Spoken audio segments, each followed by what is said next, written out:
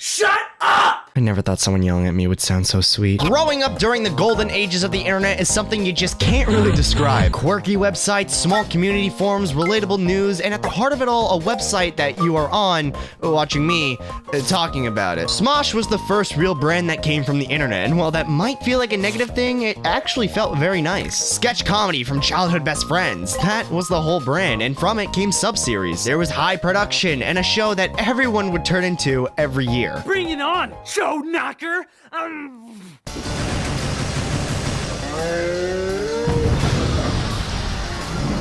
There was nothing like Food Battle. Two foods pitted against each other to see which would be the best as acting as everyday appliances. It was a simple idea, but one that led to a lot of comedic moments and even lore. The lore wasn't anything really too special. It was all self-contained within each year's special. Personally, 2012 was the best, followed by 2011. If you disagree, that's fine. Just know that you're being tracked down. Fans even got a say with each new food battle, with polls and a tournament-style bracket, making the most voted food Anthony's new favorite food. And that pink frosted sprinkled donut always stayed the same. Anthony's food was always phallic, and it was clear that this was just a big euphemism for sex. But with food acting as these items and the goal of each food battle being essentially to kill your opponent, it's no brainer as to why this became the catalyst for a Smosh game. What? You didn't know that they had a game based on the series? Shit, I mean, I know it was a long time ago, but come on, it's the internet. I thought nothing was forgotten on it. Well, except Jerry, of course. Did somebody say my name? Dad, you stupid little cretin! The reason as to why the game subtly became forgotten is simple. Food Battle itself kind of got stale within its later years. It got harder to come up with new challenges that didn't repeat from earlier years. When jokes didn't hold, they instead inserted random bits that had no correlation to the rest of the video. And overall, you can tell the series became more of a chore rather than a fun side project. And as for the game based on this series, there was very little promotion after it was released. The game had 0 expansions or updates to it, and to top it all off, it relied very heavily on the Smosh brand. It's your typical reason. Basing a game off of an existing IP doesn't really set it up for long-term success. It's why movie tie-in games don't really exist anymore. Once the movie loses its relevance, it's hard to really sell it. But that doesn't mean the game has to be bad per se. Who knows? Maybe there's a hidden gem underneath all that pink frosting and sprinkles. Game opens up with a bunch of mutant donuts kidnapping all of Ian and Anthony's friends. Anthony tries to fend them off, but fails. Whereas Ian quite literally opens a can of whoop ass on them. With all their friends kidnapped, it's up to Anthony to go and rescue them, and that's the simple plot of the game, narrated by Charlie. I make the assumption they wanted to focus more on gameplay rather than plot or story. The little that there is fine, I just feel like there's a lot to be desired. Just like how I desire to play as Ian in this game. Yeah, Anthony is the main protagonist in this game, equipped with a celery sword from Food Battle 2007. You do see Ian at the end of each world with a pink frosted sprinkled donut buddy, but I don't know. The duo has always been a duo, and not being able to play as the both of them or have them both solve puzzles and beat up enemies just doesn't quite feel right. Food Battle was always about Ian and Anthony fighting against each other, but come on, there could have been something that could have made them join forces to stop a greater evil. But even without a playable Ian, how does the gameplay stand? For the most part, it's fun. You guide Anthony around and there's a bunch of mutant donuts to defeat. With the power of teleporting Fat Guy, you travel through new levels, solving puzzles and rescuing your friends. Along the way, you'll also find ingredients to craft new weapons you can use, and all of them represent each food Anthony used during the years of Food Battle. It's very much clearly inspired by games like Legend of Zelda, and that makes sense since Anthony was a big fan of that series. But oddly enough, again, I feel like there's more to be desired. The game feels stuck between the two worlds of a mobile game and an indie game.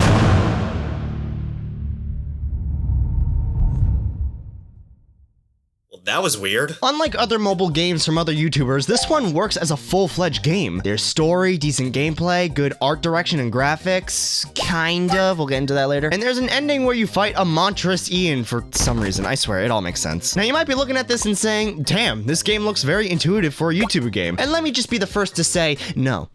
Just no. It's clear that there was intention in designing this game, the intent to make it a full-fledged title, but something stops it from fulfilling that purpose. Instead of the game being controlled with actual controls, it's instead very simplified. You tap the screen to move places, you tap an enemy to attack, fucking tap a bush to interact with it. What more do you want, you gremlin? For a game that looks like this and had a budget of this, I would have liked to have a more traditional control style. Even if nothing else changed, at least it would have felt less automated. If that was the only thing holding it back, it would be fine, but the game is also riddled with microtransactions. You can buy in-game currency to customize your outfits or keep one outfit locked behind a paywall, which, you know, that's very consumer friendly. There's also the fact that the game never received any kind of PC port when there was an Indiegogo reward that would get you that. Hey, if you're out there and you have that PC port, Give it to me. I need to feel it in my womb. But the game was clearly having some conflicting issues during development. Imagine being someone who never had the idea of what it takes to make a video game, and then out of nowhere your boss comes up to you and says, hey, it's now a part of your job to make a game. It's no secret that this game came about from a parent company using their brand to make money. The problem is that the creatives behind the project, Ian and Anthony, didn't enjoy the idea of taking money from fans to make a mobile game. Anthony has been very outspoken about hating that process, how he tried his best to make the game the best it can be so his fans didn't feel ripped off. It did not feel right to me, but I felt backed up into a corner.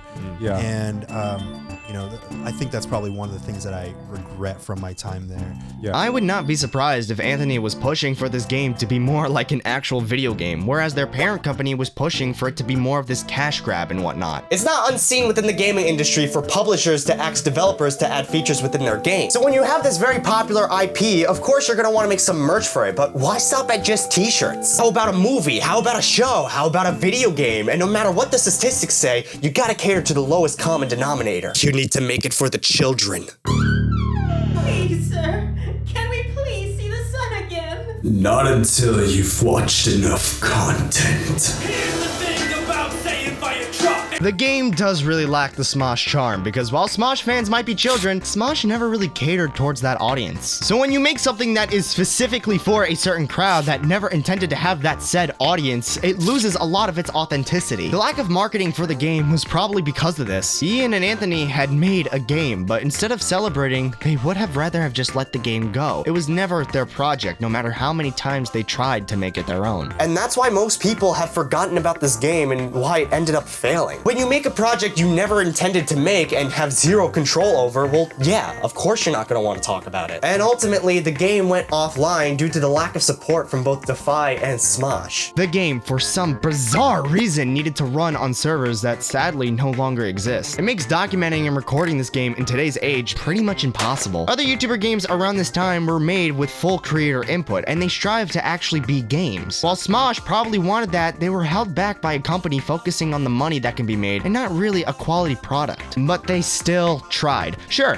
Anthony looks like a generic protagonist, and the art style really didn't age well at all, but there's a clear fantasy inspiration, and every character, besides Anthony, is recognizable. Things like the control scheme and the plot feeling super rushed feels like we're done at the request of a larger entity. I mean, the ending is just nothing. Ian needs to exercise after becoming a giant from trying to kill Anthony. That's it! I mean, I know sketch comedy and actual storytelling are two different things, but come on, the two overlap and can merge more confidently than this. And Smosh has done storytelling before, and it was great, but again, that's when they had full control over their own material. Other games they've done, like Super Head Exploders X, were just that. Their own material that worked and was fun. A game similar to Face Raiders where you take a picture of your face and shoot it down, filled to the brim with Smosh references. But this game was essentially pushed out. Anthony even says so himself. And it amazes me because with a channel as popular as Smosh, with the news of an actual reunion, with mentions of it popping up so recently, you would think this game would get some kind of revival, but instead it's one of the few YouTuber games that are just lost to time. The game went offline the same year Anthony left and when Defy Media went defunct. The studio that even developed the game, Roadhouse Studios, went bankrupt, so even trying to get the game's files to make this game run, while not impossible, will be pretty hard. Well, you wanna know what I say to that?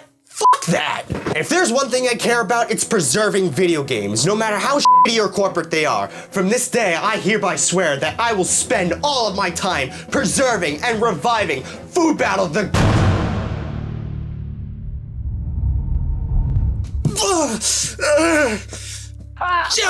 I'm gonna punt your ass to Bangkok. No! How could you? You won't stand a chance against my new favorite food, an explosive. You're going down! Oh yeah? Well, I haven't told you about my new favorite food. My gun. Oh my god! What the f just happened?